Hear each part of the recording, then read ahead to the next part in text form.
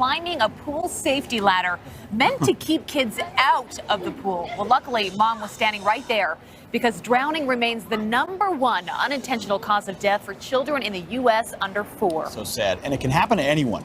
Earlier this month, Olympic skier Bodie Miller lost his 19-month-old daughter to a pool drowning.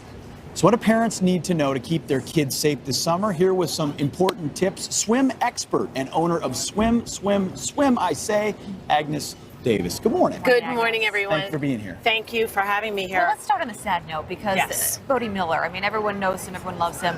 It is the most heartbreaking story. Yes, His 19-month-old daughter who drowned in the pool, but it also was a reminder of how vigilant we have to be with our kids. Yes, it is. Unfortunately, toddlers can get away from you in 5 seconds, and that's a tragedy. I think one of the things parents have to know is even when you have a pool such as this and it's enclosed, there needs to be a fence around it, but there needs to be alarms around the windows, the doors, and the fences of the pool. So if anything happens, something goes off and people can hear that. Because you can forget that quickly. And it's 5 seconds of not looking and 5 seconds in the water. And absolutely. So what else? What other tips? Also, I just want to bring this up. This is an alarm that can go on a child's wrist. There's also something called Big Buddy. What happens if a child gets submerged underwater, this will immediately go on and it will alert the parent. The other one, Big Buddy, has an app that goes to their phone that does that. That's great. Something else very important, flotation devices. One of the biggest things about life jackets, they must fit the child properly. And also, please, even with these, they should be USA Coast Guard approved. That's very, very important, and they must fit the child properly. And also have some fun to it so they want to wear it. It's very important with that. It's true. When they love to wear it, it really helps. And you know, like, just say you guys are watching kids in a pool, please make sure you can swim. Yeah. I mean, that should be, and put down your phones, your iPads, your iPods. How young should kids be learning to swim? I was just going to ask that. You know what? You could put a toddler in at 3 months to 6 months with a note from the doctor. It's not really getting them to know how to swim. It's getting them used to the water. That's the most important thing. And also with that supervision, the person should know CPR and no alcohol. Very important, no alcohol. Yeah. Okay, so it is a parent's worst nightmare. These are great tips. Absolutely. And young, 3 to 6 months, you could even start learning how to you swim. That's dunk good to them know. in and they enjoy themselves. And thank you to the kids for braving this freezing cold water. Is it warm in there, guys? No, it's cold. It's cold, absolutely. right? You're going to get in the end of the show, Pete. Cruel and unusual punishment. Agnes, thank you so much. Thank you very much for having me. You guys have a great morning. And learn how to swim also, very important. That's and what is it? Swim, swim, swim, I say. Yes, it is. We're located in Harlem, New York. Thank you very much for having me, Bodie. Appreciate it. All right, well, you know his hit song, International Harvester, but did you know country legend Craig Morgan served in the Army? He's now being honored by the U.S. Army, and he's joining us live with more on that coming up. I got 2 boys in the county 4-H. I'm a lifetime sponsor of the FFA. Hey, that's what I make. I make a lot of hay for a little pay. But I'm proud to say I'm a God-fearing, hard-working. Strong borders, no crime. Their issue is open borders. Let MS-13 all over our country. Tensions running high as protests take over the border. Why are you stopping the bus? These people that have these children in a bus like criminals, they haven't committed any crimes. Sarah Huckabee Sanders went to dinner in Lexington, Virginia at a restaurant called the Red Hen. Apparently, the owner came up to her and asked her if she would leave. There is a cost to being an accomplice to this cruel, deceitful administration. GOP congressional candidate Katie Arrington is undergoing surgery today after a deadly car accident. The South Carolina congresswoman is in critical but stable condition. Katie she's a real fighter, and she'll be a fighter in Congress for the people of South Carolina. And we've got our fingers crossed, but we know she's going to pull through. Disgraced former FBI Director James Comey now says he's so ashamed of America, he thought about posing as a Canadian. Canada would probably take him. He should apply. Saskatchewan's nice. You can go there. Today, can't nobody bring me down, and I just got paid, and I think I'm gonna hit the town. Yeah, my problems can wait till tomorrow, 'cause I feel good today. As you saw on our screen, we were already in McAllen, Texas there for a second. We'll be there. About to go there. We're about to go, but we are in New York City this morning. Normally, they put the name of the song. So I don't know who this is. Do you? No, I've never heard the song. Thomas Rhett. Oh, he's great. I actually know some of his other songs. I don't know this one. I know one of his songs, but I can't remember it. Clearly, I really know it. That's what happens to me actually on the street a lot. Hey, Pete, I know you. No, they don't say Pete. They go, I know you. What's your name again? You're the guy who loses Clearly to Ed Henry famous. all the time. Yeah, you're the guy that loses to Ed Henry. You know, Good to the see man you. who never loses, Griff Jenkins. He's been down on the border. Fantastic. He's been all over the story and bringing us facts amid all of this debate back and forth with a lot of falsehoods, a lot of accusations, actually bringing facts to the table. Tensions, they're running high at the border as Democrats now visit a detention center for children, as Ed said. Intense protests this weekend over the separation of immigrant children. The president's executive order now trying to undo that. And that is where we find Griff Jenkins is live in McAllen, Texas, after going toe-to-toe with the demonstrators. It is getting tough out there, Griff. What are you seeing?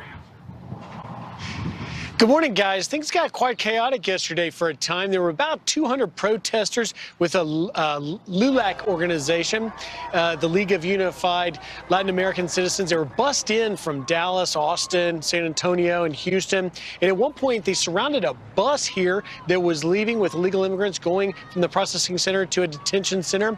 And one man in particular tried to physically stop the bus himself. Here is what happened. Why are you stopping the bus? This is to make a point that they need to leave children alone. This is not the America that we fought for and died for. My community has fought. There's no reason for them to do this to these children. These people that have these children in a bus like criminals, they haven't committed any crime. Do you have a message for President Trump? We're coming for him in 2020, and we're coming for his Congress in 2018. The bus was finally let to go, but one agent, Border Patrol agent here, broke his ankle trying not to step on one of the protesters, but to also keep order. But earlier in the day, about 25 lawmakers, all Democrats, came down to tour the center, came out, said that they had seen things that seemed inhumane. But it is important to point out this is the same center that was built in 2014 under President Obama with the same standards. And I asked some of the lawmakers afterwards, where was the outrage? Then here's what Jim Himes of Connecticut had to say. This is something that George W. Bush did not do. This is something that Barack Obama did not do. The Attorney General, Jeff Sessions, was very clear about this. We're doing zero tolerance. That means we're treating everybody who comes across the border as a criminal.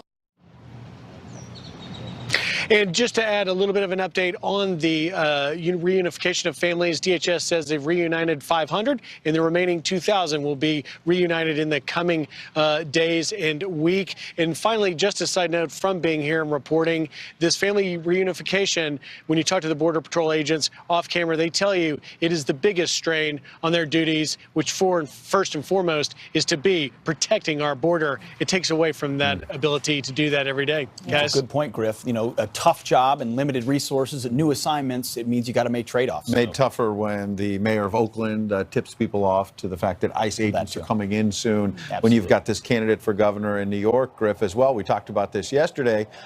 Cynthia Nixon, who's calling ICE, for example, a terror organization. Have you had a chance to talk to some of these agents on the ground? I know you suggested that, but you're talking to them about the story. But have you talked to them about just sort of the atmosphere that they're working in right now? The atmosphere is very difficult. You know, these agents are doing the job that they've been asked to do in the laws. And, you know, this whole thing about calling them Nazis, the comparisons that there's a concentration camp, I went in there. It was clean and professional. It is the same standards that were created before. And they're doing the best they can to deal with the situation and treat people as humanely as possible. But yet it weighs on them to be doing this job and have to be called these terrible names. But they don't want to tell you that because of the honor and dedication to their service that they have. Remember, I'm standing just a mile or less from the border where each and every day they go out and face hundreds of crossers. The average apprehension on any given night here is 514 illegal crossings. Wow. Griff, we had one of those patrol agents on last hour, and they said some of the very same things you are saying and how much more difficult it is when you have all these Democrats being bussed in and making their lives a lot harder. Yeah. Griff, great to get your reporting on the ground there. Great perspective. Thank you so much. So a part of the resistance is, of course,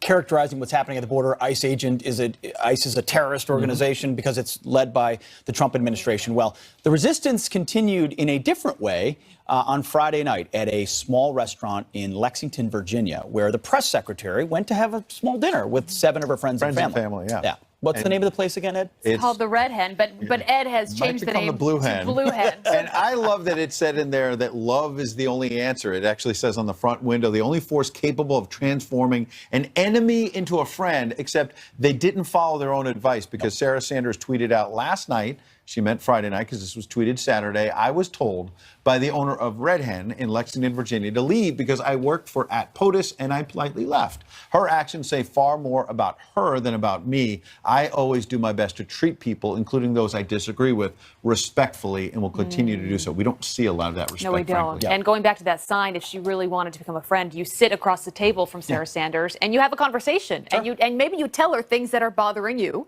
and hear where she's coming from, and that is what we need more Use of it as an in opportunity this to say country. it's a rare time that you get to see the press secretary to the Exactly. president, who sees the president every day, and give But her a no. piece of your mind. No, Or maybe so- take the time to write a note and say, hey, here, as you leave, thanks for, I hope you had a good dinner. Take a read of this. It's been weighing heavy on my heart. Like, that's a part of the conversation this country should have. So this owner is now doubling down, saying that she would good. do it again if Sarah Sanders came into a restaurant. So Stephanie Wilkinson is the owner of the Red Hen. She says, I explained that the restaurant has certain standards that I feel it has to uphold, such as honesty and compassion and cooperation. I said, I'd like to ask you to leave. Absolutely, yes, I would have done the same thing again. The Red Hen owner said, we just felt there are moments in time when people need to live their convictions. This appeared to be one. That was a quote that she gave, I believe, to the Washington Post. Think about the mob mentality. So this restaurant with Sarah Sanders, think about it. It was a week or so ago that one of the founders of Twitter, Jack Dorsey, had what seemed like an innocent tweet about how either he or his friends ate Chick-fil-A, and people started saying, they're against same-sex marriage. You cannot eat that. And he had to delete the tweet and apologize for eating Chick-fil-A. Yeah. What? Viva la resistance. This is really what you get at the neighborhood level, at the local restaurant level, when leaders are screaming Trump hate and resistance and don't be complicit. Of course, regular folks in small town America are going to take on those attributes. And this is what's happening to Sarah Huckabee Sanders. We saw it happen to Christian Nielsen, the DHS secretary. People can't even have just a private dinner. It's really sad. You know what? I still believe there are so many good and decent people in this country that don't stand for that. People that may not have even voted for President Trump, but don't agree with the way that Sarah Sanders was treated at that restaurant. Too often we're hearing cheers from, Seth Rogen, basically congratulating himself for not taking a picture with Paul Ryan, and the crowd goes wild. With his kids. That's what we're seeing, and that's what the headlines are. But I still believe that at the core of it, this country is still the best country on earth. And I agree think with you. those good but people sadly, I think a need bunch to of keep people are going to stepping cheer up. this restaurant owner on. And I hope not. Trump derangement syndrome is in full effect, and so she will be cheered on by the wrong people, unfortunately. All right. Well, keep sending us your thoughts on that, friends@foxnews.com. But there is a lot going on. I do want to bring you some other headlines, starting with a Fox News alert. 2 police officers ambushed in an overnight shootout. Emergency personnel were called to a condominium near San Diego for reports of smoke.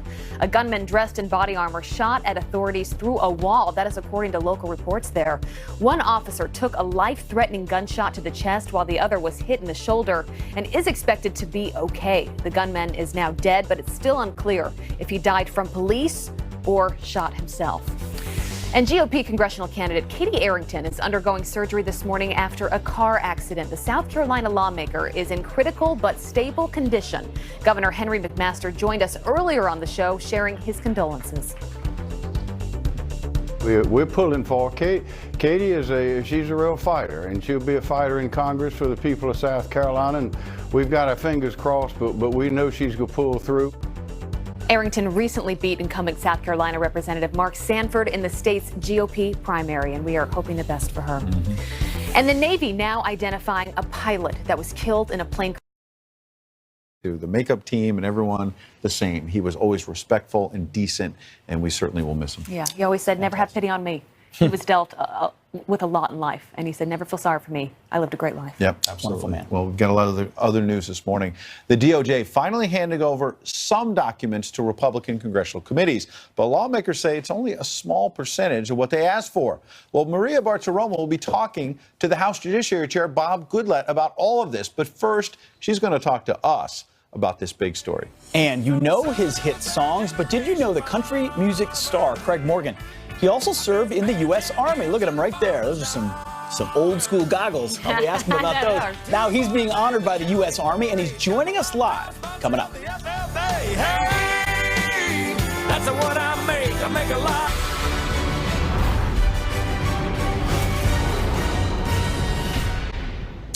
The Justice Department has finally handed over documents to GOP committees, some of them at least, after facing threats of contempt. But Congress says they've only provided a small percentage of what was asked for. This, as Peter Strzok is set to testify before Congress. But likely, I think, behind closed doors. Joining us now with her reaction, you know her and love her, Sunday Morning Futures host Maria Bartiromo. Maria, thanks for being here. Great to see you. By the way, Peter Strzok was subpoenaed because they could not agree on a date. We talked about this yesterday. I mean, Siri agrees. What a Siri thing. What else does he have to do other than actually go back and forth with Congress and tell his side of the story? His lawyer's been saying he wants to do that. He did. He said that he wants to do that. He doesn't want immunity. He's not going to take the fifth. Bob Goodlatte, the chairman of the Judiciary Committee, subpoenaed Peter Strzok last week. We have an exclusive this morning with Bob Goodlatte. And I can tell you that we have more breaking news right now, because basically this investigation, whether it's the Intel Committee with Devin Nunes or the Judiciary with Bob Goodlatte or Trey Gowdy over at Oversight, the investigation has shifted now, where the head of the Intel Committee, Devin Nunes, is now looking at whether or not there was activity looking at Trump and spying on Trump before the actual launch of the Trump-Russia collusion investigation took place. That took place in July of 2016. But now the committee chairman want to know, was there action even before that launch? And if there were, in other words, if there were human contact, if there was spies, informants actually going over to Trump campaign people in March, April, May, before the actual launch of the investigation, then that would be a very different story than what the DOJ has said so far.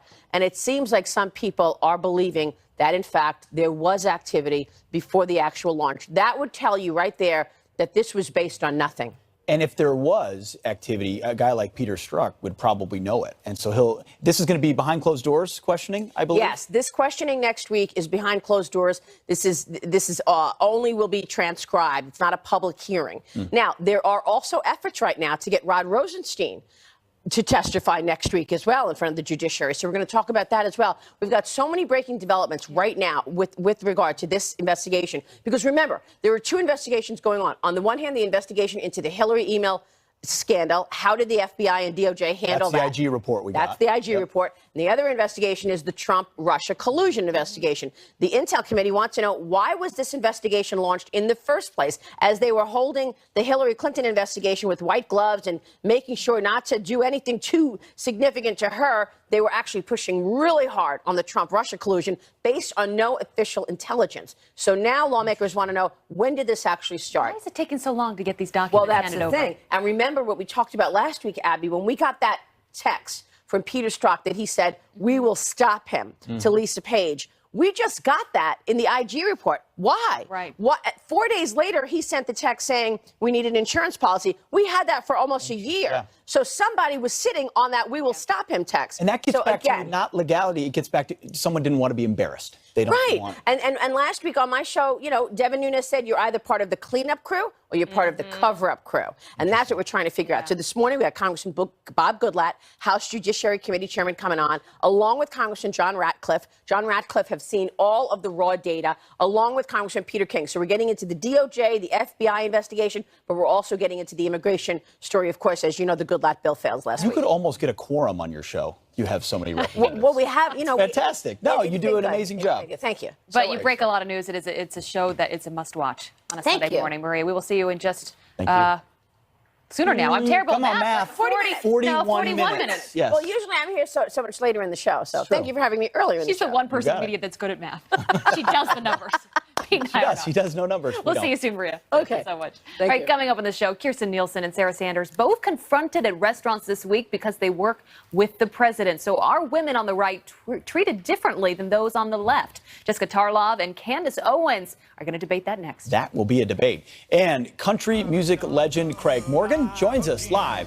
Just ahead, he's going to talk about another part of his life, a patriotic part you may not know about. The White House is hosting royalty tomorrow. President Trump and the First Lady will welcome King Abdullah II and the Queen of Jordan. The leaders will discuss terror along with working towards peace between the Israelis and Palestinians, something that Jared Kushner was working on this past week. On Tuesday, the president is set to posthumously award the Medal of Honor to a World War II hero, First Lieutenant Garland Connor from Kentucky, called in artillery fire on his own position to repel a German attack. Lieutenant Connor died in 1998 as one of the most decorated soldiers in American history. And on Wednesday, the president's pick for VA secretary will have his Senate confirmation hearing. The president selecting Robert Wilkie to lead the agency. Abby? All right, thank you, Ed. So between protesters attacking Press Secretary Sarah Huckabee Sanders and DHS Secretary Kirstjen Nielsen, also First Lady Melania Trump getting slammed over her clothing choices, are women on the right who work for the president treated more unfairly than those on the left? Here to debate is Fox News contributor Jessica Tarloff, who is the senior director of research for Bustle.com and the communications director for Turning Point USA, Candace Owens. Good morning, ladies. Good to have you with us. Good morning, Abby. I think we can all agree that things have gotten ugly. It has become so hateful. It's become so divisive. Candace, is there a double standard with women on the right, you think? Of course, there's a double standard. I mean, it's incomprehensible and indefensible, and anybody with a modicum of decency will admit that what's going on here is wrong. I can't even fathom a world where Obama's daughters are threatened with pedophilia by somebody in Hollywood in the same week that someone in his administration is kicked out of a restaurant with 7 members of their family just for wanting to eat. We would never hear the end of the claims of racism. This would not be allowed whatsoever, and it should not be allowed just because this is Donald Trump's administration. Jessica, your response? My response is that there are 2 issues at play here. There's the civility issue, which is what happened here with Sarah Huckabee Sanders, and I personally don't think that she should have been thrown out of the restaurant. I think you can have a conversation with someone about the beliefs and what this administration is doing without denying them service. We don't deny service to people for immutable characteristics. We can legally on the basis of political affiliation, but I don't think it was constructive and it hurts the debate. The other side to the issue is the fact that Republican women want to be deemed feminists, and they want to have the same kind of clout as women on the left who are actually advocating for policies that help women, whereas the policies out of this administration actually hurt them, like refusing to raise. Women that work for the president, they wouldn't say that. They would say actually the opposite. They would say that we believe in these issues and we feel like they help women. Yeah, you can say, on the other side. You can say whatever you want, but the statistics don't lie. We know that if you raise the minimum wage, 2/3 of people in this country on the minimum wage are women. They need that help. We know that there is assault on women's health care rights from this administration, things like that. Jess, please, I hate this selective feminism that we hear on the left all the time, okay? Well, don't make this a feminism issue because it's not a feminism issue. But it is, you're going out and attacking women, you're not, I'm not done, okay? When you're going out and attacking women, you are not a feminist. This is not defensible whatsoever. And you sit here and you say this because you care about mothers. The basis of this is that people are upset that illegal immigrants are being separated from their mothers. Why don't you refocus some of that energy to the Black community? They've been having their families separated. In fact, it's subsidized in the Black community. You appreciate single motherhood. You are giving more money to families for fatherless absence. So all of this selective fake outrage when you guys do not have the same defenses for the Black community is really lost on me. And it's time's up on this altogether. I think the Black community has had enough of you guys being selectively outraged for parents of illegal immigrants, but not for the parents of the Black community who have been separated from their family for about 6 decades All right, now. and ladies, I just want to point out, ladies, I just want to point out, let's keep this civil. As I opened up this segment, there is already so much hate, indecency in this country. So let's just keep this debate a debate and keep it civil. Jessica, your response. I believe I was keeping it civil, and then Candace told me that I wasn't a feminist. I also believe that Candace doesn't speak for the entire. You weren't. I said you the did. left. You actually said ladies, that. I said the left. I didn't say you, Jessica. So don't make it personal. I said the left. It's selective feminism on the left that we're seeing. I disagree with you, and I'm going to do that politely. I'm going to return to my original argument, which is that we have heard this for years, that Kellyanne Conway, Sarah Huckabee Sanders, and all the women who work for this president and support his agenda aren't getting their due. They're not getting their due from the feminist community because they are advocating for policies that hurt women, that keep them in a bad economic position, that don't allow them to live equally in this society. Can they I ask deny you this, the wage. Jessica? Yes. Same for the Black women. Same for Black women in this Do you think that Kirstjen Nielsen should be harassed because of her position and because what is going on with immigration? Do you think because of that she deserves to be treated the way that she does? She was essentially forced out of a Mexican restaurant, protesters in there. You may disagree with her, but do you think the way she's been treated is fair? I think that what Kirstjen Nielsen did in initially coming out and lying about what this president's policy did, then having to backtrack on it, puts her in a very tenuous position. That wasn't my question, though. I think that people should have civil conversations about it and certainly have every right as a public official to come up to her table and to call her out on her lies and this administration's lies. If she wants to leave because of it, that's on her. But she should be open to that dialogue with the American public who is dissatisfied. Candace, very quickly, this is a very slippery slope. The left should stop this, because then you're basically saying that in the future this is going to be allowed in administrations that you do support. And as I said, the selective outrage for illegal families, when this has been going on in the black community, no one talks about the fathers that are separated, the fathers that are behind bars, the fathers that are buried on the south side of Chicago and in Baltimore. So again, this is completely, to me, seems like fake outrage, and I don't support it whatsoever. Candace, that's why President Obama We're going to have to leave had it there. his father's program. Yes, it was do Obama's talk about it. administration that sanctioned those programs. Candace and Jessica, we will leave the debate right there. Thanks, Abby. Have a good Sunday, both of you. Thank you so much. Thank you. All right. Whew. Well, you know it's hit songs, but did you really know that country legend Craig Morgan served in the Army for nearly 2 decades? Well, he is now being awarded one of the highest honors a civilian can receive, and he is joining us live next. It's an interview you don't want to miss. His hit songs like That's What I Love About Sunday. But did you know country music star Craig Morgan also served in the Army for nearly 20 years? Since launching his music career, he has continuously supported our troops, performing in 15 overseas tours for thousands, over 37,000 service members and their families. And last night, the U.S. Army awarded Craig the Outstanding Civilian Service Medal, one of the highest honors a civilian can receive. Craig Morgan joins us now. Craig, thanks for being here. Appreciate your time. You know, I bet you didn't think when you got out and became a civilian, you probably thought that's when you'd stop getting medals from the Army. But what did it mean to be, you know, I know you got a few in service. What did it mean to you to be on stage receiving an award like that? It was, as I stated last night, it was unusual. Like you said, I never thought that once I got out that would be a part of, you know, my life anymore. As far as the award ceremonies and that kind of thing.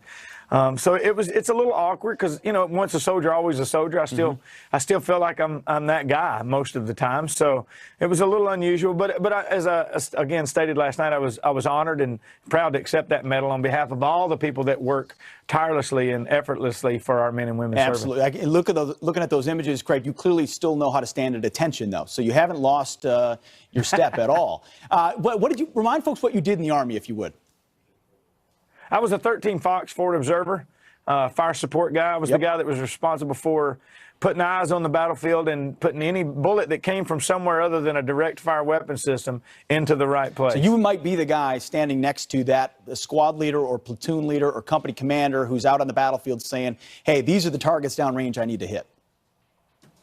Absolutely. We were actually, you know, in most of combat, the 13 Fox or the Forward Observer had the shortest life expectancy of any MOS in the military for a long time because we were the guys in front of everyone because we had to be out there where we could see every aspect of the battlefield in order to put the bullets where they needed to be. No, you're right. You're the eyes for the guys making those calls. Well, talk about these USO tours, though, that were part of the reason you got the award. What did it mean to you to go downrange with troops serving in combat? I'll be honest, initially it was very selfish of me.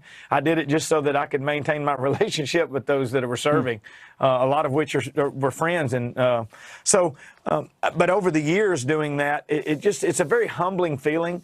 As you know, when you're around those people that serve, they have a special gene in them, this sense of service. And it's just such an honor to be around them and to share that and to feel that emotion and that energy and that love and passion for our country. And it's a sense of purpose that is intoxicating in a certain sense, to be around folks that you know are doing something so meaningful. How do you try to translate that into your country music, into your songs? I don't know that I make a conscious effort of it. I do think there's a subconscious effort that takes place just because of who I am and where I come from and what I do. It's a big part of my life, always has been, and it always will be. I love my country, my family, my God, and I try to emulate that belief system in all that I do. And I think it, you know, again, subconsciously happens in my music. 17 years in the Army, 15 overseas tours, and now one of the highest civilian awards from the U.S. Army. Craig Morgan, thank you for your service and for your time this morning and your great music. We appreciate it. Thank you, buddy. Good to see you. You got it. Well, Abby, over to you. Thank you, Pete. Great interview. We need more people like him in this country. All right, turning now to some of your headlines. President Trump hits the campaign trail, backing Nevada's Republican Senator Dean Heller. His opponent is Democratic Senate candidate Jackie Rosen. Well, the president dubbing her with a new nickname while speaking at the state's GOP convention. Listen. That's what they call her, Wacky Jackie. That's what you want for your senator? She wants to raise taxes. She's campaigning with Elizabeth Warren, sometimes referred to affectionately, of course, as Pocahontas.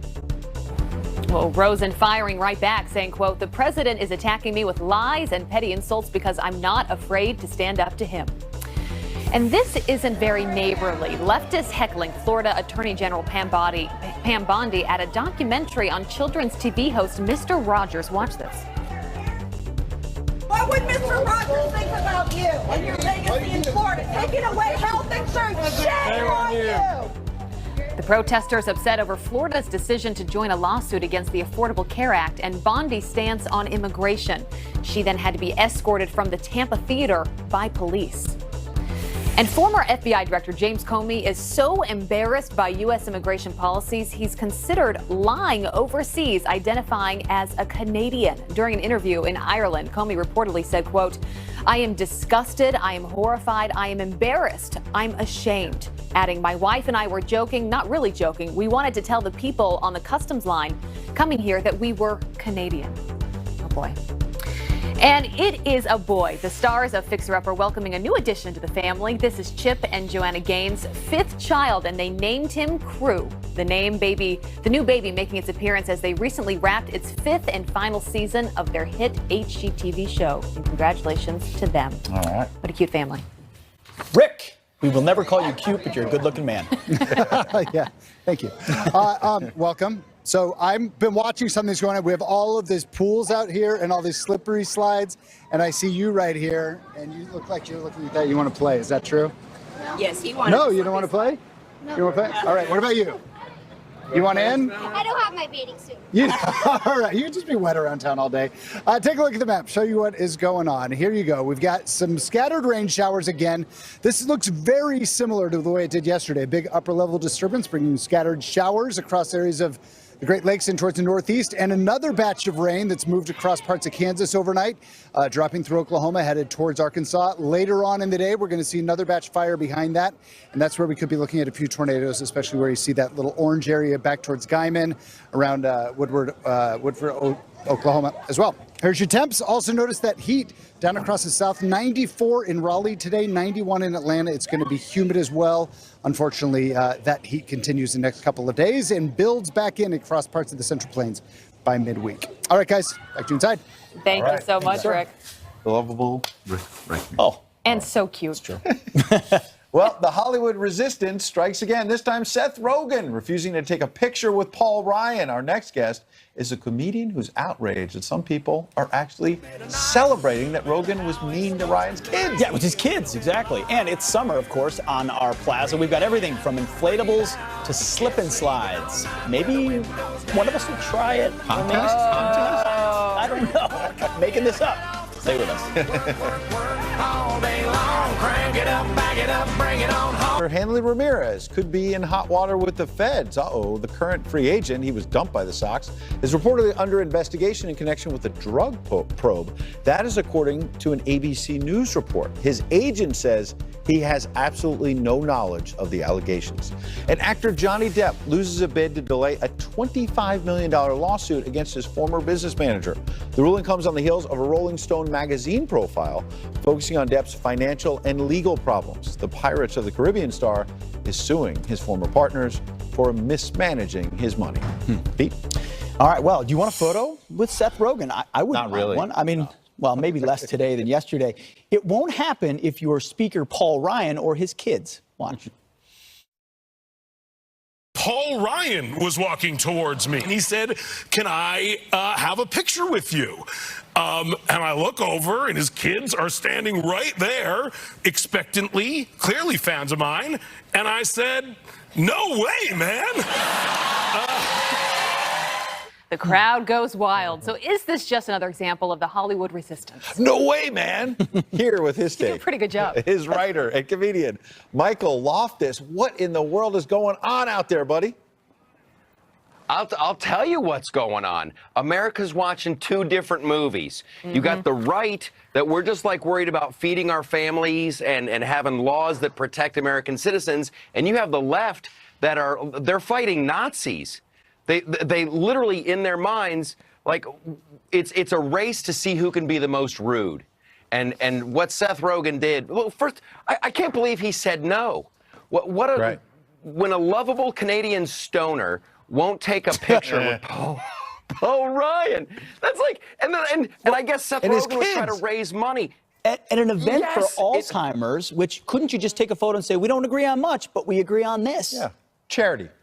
Right? Couldn't Bono did that with George Bush, and they raised money to fight AIDS. Like, what's wrong with Seth Rogen? Like I know he's from Canada, and maybe he doesn't know how our government works. But Congress writes the checks. So if there's somebody you want to be nice to, it's Paul Ryan. But they feel like they're cheered. They think that this is the popular thing to do. This comes after Robert De Niro had his certain things to say about President Trump. And as I said, the crowd goes wild. They love this. They love attacks, it seems, on anyone remotely related or close to President Trump. It seems like they are proud of people that do this. You're absolutely right. We're watching a race on the left to see who can be the most rude, because the left is demonizing everyone on our side as straight up Nazis. We're supervillains, we're Nazis, and that makes us subhuman. You don't talk to a Nazi, you don't negotiate with a Nazi, you eliminate Nazis. We've all seen Indiana Jones. Those are the best movies. And so you've got Kathy Griffin flipping the bird, you got De Niro going off. It is they can be as rude as they want, and they're going to get cheers and applause. You know, and it's dicey. Michael, after we first got into this yesterday on this show, Seth Rogen tweeted at us, said, "Oh man, now my timeline is going to be filled with virtue signaling snowflakes." He called us snowflakes, who are offended by my free speech. Buddy, it's not free speech; it's stupid speech that we were taking issue with, I think. Yeah, and that's like, I'm glad that it at least knows a little bit about our Constitution. But like, you're allowed to say what you want, and then we're allowed to be offended by her behavior. Or it's ridiculous, and someone's going to get hurt. This is my fear. You got the mainstream media backing people up on this Nazi thing. You've got MSNBC hosts saying, yeah, they're Nazis. Donnie Deutsch going, if you support Trump, you're a Nazi. We really got to pump the brakes on all the rhetoric. Someone's going to get hurt. I hope I'm wrong. I got people warning me about being on this show. I got friends, comedian friends, that are like, "Hey, man, be careful. You got a family to think about." Holy cow! I'm telling jokes from a different point of view. I know. Well, we're inviting you back. Sobering to hear when you put it so well. No, you're right. This is where the country is. Michael. It's a sad place to be. It's bad. We're watching two different movies. Well, thank you for coming on and providing your perspective. We really do appreciate that. Yes, thank you, sir. Appreciate it. I'll watch your movies anytime. Someday I'll be on the couch. Yes, come visit us. Anytime. You are welcome. No snowflake. All right, coming up in the show, we are not done yet, believe it or not. We are celebrating summer on the plaza, and a little birdie told me, Pete is going to take on the slip and slide. What about Ed, though? No, there you go.